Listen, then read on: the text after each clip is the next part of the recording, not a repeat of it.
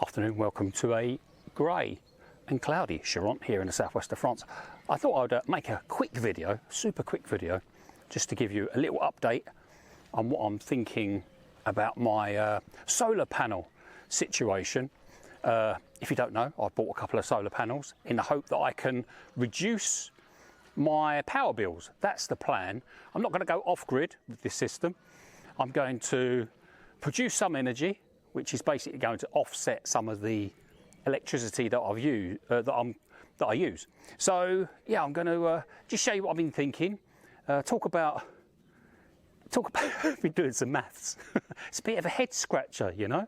And I had an idea, which someone, when I spoke about it before, kind of poo-pooed the idea, said that won't work. And then when I spoke about it in another video, that I said someone said it won't work, they said, oh, it will work. I was like, oh, great. Do you know what I mean? You get conflicting information, which is why I make these videos, to learn from other people. So not exactly sure. Anyway, I've come up with a plan B. Not exactly sure what to do. And both plan A and plan B, yeah, there's not a lot of difference in savings. So right, I've got a couple of solar panels. You can see them just there under my shelter. My plan A was to put one solar panel there and one solar panel there on the side of my bathroom extension. That faces west and that faces south. Now someone said, if one panel produces more power than the other, you'll only actually get the amount of power coming from the lowest producing panel. It's hurting my brain already. And then someone said, no, it won't. The micro inverter, which I bought to link the two panels together, that will sort that out. It will add them both together and it will send whatever they both produce into the house. So I'm not exactly sure what to do. Anyway, I've got my whiteboard out again and I've been doing some maths and I'm trying to work out which is the best way to save money. Which way can I save the most money? So yeah, as I say, doing some maths and kind of had a bit of a realisation. Right, so this is the house. This is my bathroom extension, this bit here, and my plan A was to put a panel on the side of that and one over here. My workshop door is about there somewhere, my back door is about there somewhere. So this faces west, this faces south, and the sun obviously during the day does something like that. So up here I've written between 9 AM and 8 PM just to do an average of when the sun shines. So the house uses, sun's coming out right on cue, so the house uses generally around 150, 200 watts per hour just to run, and that'll be my fridge, my dehumidifier, plug sockets, lights, my computer's on. So that comes to around 200 watts. So every hour, that's 9 AM, 10, 11, 12, 1 in the afternoon, 2, 3, 4, all the way up to 8 PM, and it uses 200 watts. That's what the house uses. Now the two solar panels that I've bought are 435 watts each, and the micro inverter will allow 800 watts. You plug in two solar panels and they can be up to, I think, 550 watts each, but the micro inverter will only allow 800 watts out. That's pretty much the regulation. You're only allowed to pump in 800 watts into your house. So if I have the two solar panels apart, obviously when the sun rises in the morning, this panel here is going to get the sun rays first. Sun comes up from the east and then comes round, will come round the side of the barn, and the sun rays will hit that panel there at around 7 or 8 in the morning. We go from 9 to make it easier. And then the sun comes around here, and then around about 12 o'clock, some rays start to hit this panel.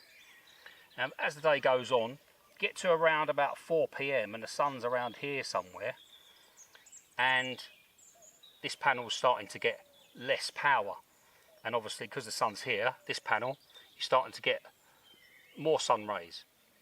So yeah, that was my idea, to give me some input, even if I only got 435 watts. What I haven't worked out yet is what's going to happen to the energy that I produce, because you're only offsetting the energy that you're using. So if I produce 435 watts, but I'm only using 235 watts disappears somewhere, and I'm yet to discover where that goes. Whether my electricity meter starts to run backwards or not exactly sure. That remains to be seen. So this was my plan, to give me some input all day. All day the sun is shining, or that there is bright light, if you like. I do expect this 435 watt panel to produce something, even on a cloudy day, but again, yet to find out. But the house uses this consistently, this 200 watts per hour, apart from the period when I start cooking. Now at the moment, I start cooking around here somewhere, between 6 and 7, and I heat my hot water around 5 or 6. But obviously, the sun is at its strongest probably here. So really, you need to be heating the hot water between 2 o'clock and 4 o'clock, 5 o'clock, and cooking in that time frame. If I'm to make the most of these solar panels, the idea is that I offset as much power as I possibly can. Now my hot water uses 2,700 watts per hour, and I have it on for 2 hours to give me a tank full of hot water. So that's 5,400 watts across 2 hours. Now in that 2 hours, if these panels are working fantastically, I would have 800 watts per hour, or 1,600 watts. That's how much power I would offset. So I would take that off of, and I would only be paying for what I'm not producing. So I'd still be paying for 3,800 watts. And then my cooker is a 1,600 watt oven. And say I cook for half an hour. So I use 800 watts. So in half an hour, I can produce probably 435 watts from each panel. So not exactly sure how the best way to lay this out is. If I have trouble with the microinverter and it's not going to add these up and supply me with my 800 watts, my plan B was to have them, both panels, on this wall. Now I have done a bit of measuring up, but when it came to actually putting I put a picture together for this video, and when I put the solar panels on the wall, they're much bigger than what I imagined. There's an air vent on the wall, and I kind of hoped that the solar panels would sit above that air vent that comes out of the bathroom, but it looks like the solar panels will actually cover that air vent. Talk about the brackets in just a minute, because there will be a space behind the solar panel.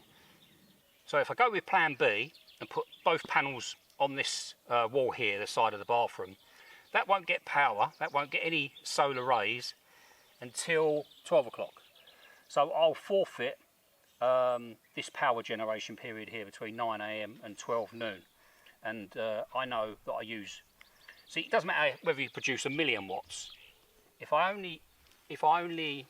doesn't matter if I produce 1,000,000 watts, but if I'm only using, say, 600 in that 3 hour period, then everything after that is kind of pointless. So I'll be forfeiting producing this power here, in the hope that I will produce it later on in the day when these panels are getting rays from the sun later on in the day when I'm cooking and heating my hot water. I mean, I can heat my hot water at any time, but really I'm going to want to cook later on in the day, but I'm probably still going to have to cook to make use of this free energy earlier than I would have been. Do you know what I mean? Unless I decide to go with gas for cooking. So yeah, in this area here, I'm going to be using far more energy, say between 3 and 6. I'm going to use 5,400 watts for my hot water and 800 watts for my cooking. So, and in that period, if these two panels are working flat out, I can produce 800 watts per hour.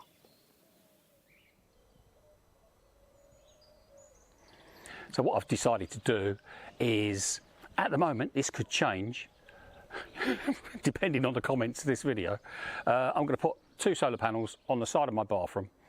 That's going to get most of the sunshine later on in the day, which will suit me when it comes to cooking and heating my hot water. So I've ordered 2 lots of 5-metre cables so I can get them installed on that wall, and my microinverter won't be too far away, and I can just drill one simple hole in the wall for my input lead from the microinverter into a plug socket, which I've got next to my switch panel, my trip switch panel. So yeah, really simple installation. The only thing is now, I ordered some brackets to put the solar panels on the wall, S-shaped brackets, thinking that I'll just screw the bracket to the wall, and then I can just sit, bearing in mind these solar panels are very big, they're nearly 6 foot tall, and 3 feet, well, they're over 3 feet wide. Yeah, screw the bracket to the wall, sit the panel on the bracket, and then attach the top bracket. That was my way of thinking, but actually these brackets actually attach to the solar panel. Common sense really, otherwise they could just slide around inside brackets. The bracket actually attaches to the solar panel, and then you put the solar panel and the bracket on the wall and then attach the screws. Well, that's all very well when there's more than one of you, but when you're on your own, that's quite tricky. So it's going to be quite tricky for me to put these solar panels on the wall because they weigh about 23 kilos each.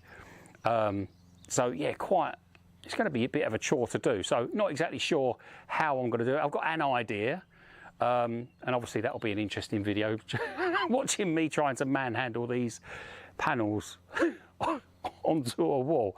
Anyway, so that's my plan at the moment, but it could change. Although if it does change, I'll have to order longer cables so I could put a panel next to my workshop door. Anyway, I'll leave it there. It's supposed to be a really super quick video. If you've got any other ideas, some advice, some definitive advice. I've got conflicting advice regarding my positioning of the solar panels. One person says it'll be fine, and another person says no, you're going to really reduce your input. So yeah, really tricky. I might have to do some testing. Anyway, I'll leave it there. See you later.